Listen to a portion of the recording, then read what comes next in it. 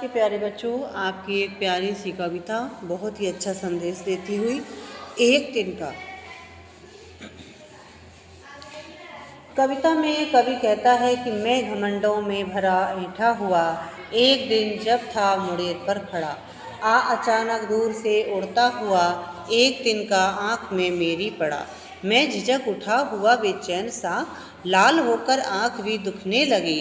मूठ देने लोग कपड़े की लगे, ऐंठ बेचारी दबे पाँव भागी। जब किसी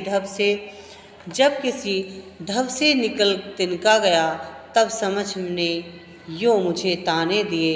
ऐंठता तो किस लिए इतना रहा, एक तिनका है बहुत तेरे लिए। यहाँ देखिए उसकी आँख से निकालते हुए तिनके को लोग, और अयोध्या सिंह उपाध्याय जी की हरिऔध जी की कविता है।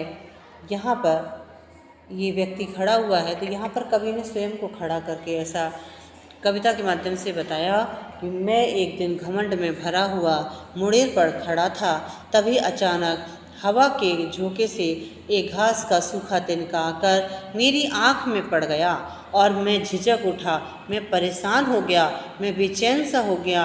और जब बेचैन हुआ तो मैंने आँख से उस तिनके को निकालने के लिए आँख मली तो आँख लाल हो गई, आँख भी दर्द करने लगी। और जैसे ही मुझे बेचैन देखा, लोगों ने मेरी मदद की और मूठ देने लगे लोग कपड़े की, यानी कि कपड़े से उसको सेकने लगे और उसमें कपड़े से उसको निकालने लगे। ऐंठ बेचारी दबे पाँव भागी। मेरा जो अभिमान था, घमंड था, जिस घमंड के बल पर मैं खड़ा था, वह घमंड 2 मिनट में भाग गया। जब किसी ढब से निकल तिनका गया और तिनके को उन्होंने कपड़े के माध्यम से निकाल दिया, तब समझने यूँ मुझे ताने दिए। तब मेरी बुद्धि ने, मेरे विवेक ने मुझे समझाया, मुझे ताने दिया। क्या ताने के रूप में कि ऐंठता तू किस लिए इतना रहा, तू कितना घमंड कर रहा था, एक तिनका है बहुत तेरे लिए। तो एक तिनका ही एक सामान्य व्यक्ति के लिए बहुत है, यानी कोई भी व्यक्ति हो उसको ये नहीं सोचना चाहिए कि उसके पास तो बहुत सा धन है, उसे किसी की आवश्यकता नहीं है, वो सब कुछ है। ऐसा नहीं है। हर व्यक्ति को एक दूसरे का सहयोग लेकर आगे बढ़ना होता है और सहयोग में ही समझ होती है, सहयोग में ही एक दूसरे का प्यार होता है। तो व्यक्ति को अभिमान ना करके समझ बूझ कर दूसरों का सहयोग लेते हुए और दूसरों का सहयोग करते हुए आगे बढ़ना चाहिए। घमंड और ऐंठ से किसी भी व्यक्ति को छोटा या बड़ा नहीं समझना चाहिए।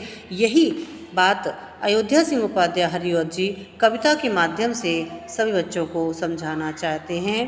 धन्यवाद। आप सभी बच्चे इस पाठ की कविता का पाठ पढ़ेंगे भी और इसको जो है याद भी करेंगे। कविता से स्वर वाचन भी कर सकते हैं। और सब कठिन शब्द अगर आपको कुछ लगता है तो आप कमेंट्स में भी लिख सकते हैं। और यूट्यूब को लाइक एंड सब्सक्राइब करना ना भूलें, जिससे कि आपको अगले पाठ का वीडियो जल्दी ही मिले। Thank you.